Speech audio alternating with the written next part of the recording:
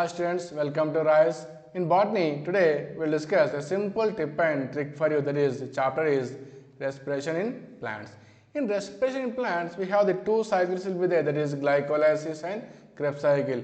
Glycolysis is also called as HMP pathway. In exam, from this glycolysis, there is chance to ask the questions about the chemical reactions. In which step, which chemical reaction will be occurred. In where, which places energy will be released. So, look at the glycolysis pathway. It is the glucose is converted to two molecules of pyruvic acid. How they converted and which step how the enzymes will be utilized and in which step energy will be used and which step energy will be released. So, how to use or remember these 10 steps of chemical reactions?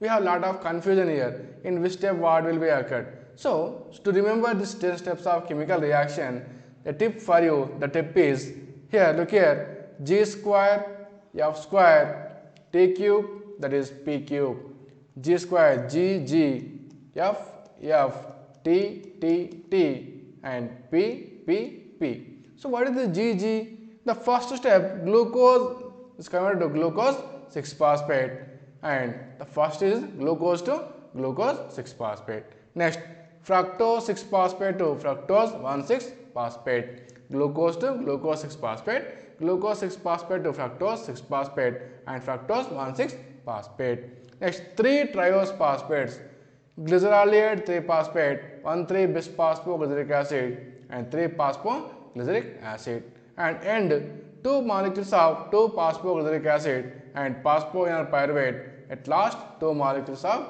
pyruvic acid will be released. Here, 5th step, 6th, 7th, 8th, 9th, and 10th steps. So, in this 10th steps, here the arrow mark is 4th step arrow mark, energy will be utilized. Okay, now, from this side means energy will be utilized. In the 2nd step and 4th step, energy will be used ATPs. Okay, now understand now?